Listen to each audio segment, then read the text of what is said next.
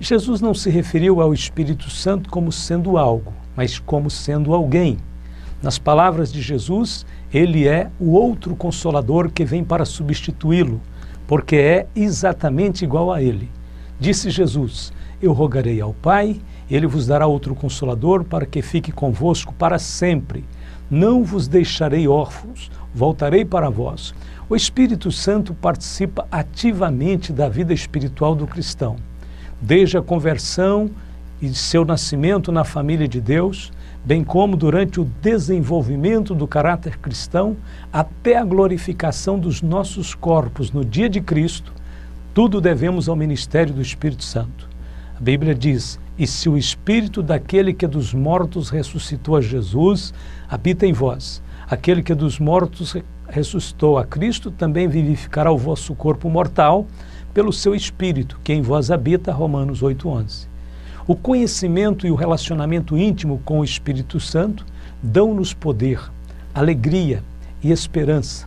É de grande importância que tenhamos, logo de início da nossa vida cristã, o conceito bem claro em nossas mentes de que Deus, o Espírito Santo, é tão pessoa quanto Deus o Pai e Deus o Filho.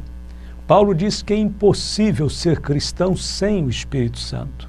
A certeza de que temos o Espírito Santo está na palavra de Deus e nas evidências pessoais. Vamos ver algumas atitudes que biblicamente atraem o Espírito Santo. Primeiro, o arrependimento sempre precede o recebimento do Espírito Santo. Pedro então lhes respondeu: arrependei-vos e cada um de vós seja batizado em nome de Jesus Cristo para a remissão de vossos pecados e recebereis o dom do Espírito Santo, Atos 2:38. É preciso então uma atitude correta. O primeiro passo é saber que precisamos arrepender dos nossos pecados. Isso vai atrair o Espírito Santo à nossa vida. Número 2, a fé em Cristo. A fé em Cristo traz o selo do Espírito Santo. Paulo escreveu: no qual também vós, tendo ouvido a palavra da verdade, o evangelho da vossa salvação, e tendo nele também crido, fostes selados com o Espírito Santo da promessa. O Espírito Santo é atraído para o coração que se abre para Jesus. Número 3, a obediência a Deus dá acesso à dádiva do Espírito Santo. Pedro disse: e nós somos testemunhas acerca destas palavras, nós e também o Espírito Santo que Deus deu àqueles que lhe obedecem. Atos 5, verso 32. Deus precisa encontrar no seu coração e no meu coração o desejo sincero de ser obediente. Nós temos que dizer a cada dia de nossa vida: Senhor, eu quero obedecer. Fortalece as áreas fracas da minha vida para que eu seja obediente. Número 4, quarta atitude que atrai o Espírito Santo: a sede de Deus. A sede de Deus prepara o coração para ser cheio do Espírito Santo. E no último dia, o grande dia da festa, Jesus pôs-se em pé e clamou dizendo: se alguém tem sede, venha a mim e beba. Quem crê em mim, como diz a Escritura, rios de água viva correrão do seu ventre. Isso disse ele do Espírito, que haviam de receber os que nele crescem, porque o Espírito Santo ainda não fora dado, por ainda Jesus não ter sido glorificado. João 7, 37 a 39. Quinta atitude que atrai o Espírito Santo: ouvir a palavra de Deus. O ouvir a palavra de Deus abre caminho para o derramamento do Espírito Santo. O apóstolo Pedro estava na casa de Cornélio, o gentio, o centurião romano da corte italiana, que tinha tido uma visão e convidara Pedro para pregar o evangelho na sua casa. Em dado momento, a Bíblia diz: e dizendo Pedro ainda estas palavras, caiu o Espírito Santo sobre todos os que ouviam a palavra. Portanto, ouvir a palavra de Deus é uma atitude abençoada que abre o caminho para o derramamento do Espírito Santo. Você tem ouvido a palavra de Deus? Você tem dedicado tempo em ouvir, em aprender a palavra de Deus? Por isso é muito importante esses minutos que nós passamos juntos, porque estamos lendo a Bíblia, estamos relembrando as palavras de Cristo e o Espírito Santo de Deus está achando um caminho já para ser derramado sobre a nossa vida. Vamos então para o ponto central dessa meditação. A certeza de que temos o Espírito Santo, o Espírito de Cristo. Em matéria da fé, existem dois parâmetros para estabelecermos uma sólida convicção. Primeiramente, a certeza que nós temos deve ser baseada naquilo que a palavra de Deus ensina. A palavra de Deus afirma categoricamente que todos os crentes em Jesus têm o Espírito Santo. Vou ler Efésios 1:13. E tendo nele também crido, fostes selados com o Espírito Santo da promessa. Entende? Quando você creu na pregação do Evangelho, você creu em Jesus Cristo conforme a palavra de Deus apresenta-o para nós, quando você recebeu esta palavra viva no seu coração, junto com a palavra que você recepcionou na sua vida, também veio o Espírito Santo e selou, confirmou a sua fé.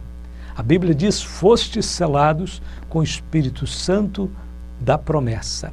Isto é um fato do Evangelho. A Bíblia diz ainda, mas nós não recebemos o Espírito do mundo, mas o Espírito que provém de Deus, para que pudéssemos conhecer o que nos é dado gratuitamente por Deus. 1 Coríntios, capítulo 2, verso 12. Nós não recebemos o Espírito do mundo. Quando convertemos a Jesus Cristo, nós recebemos o Espírito que provém de Deus. E esse Espírito nos iluminou. Paulo também escreve, não sabeis vós que sois o templo de Deus e que o Espírito de Deus habita em vós? 1 Coríntios 3,16. Toda essa experiência, ela tem início na conversão genuína, na nossa entrega completa de nossa vida a Deus, então nos tornamos templos de Deus. O Espírito Santo de Deus vem habitar em nós. Este é o testemunho da palavra.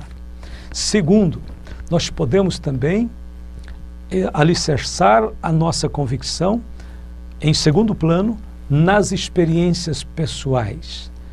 O Espírito Santo é invisível, porém não é abstrato, nem indefinido.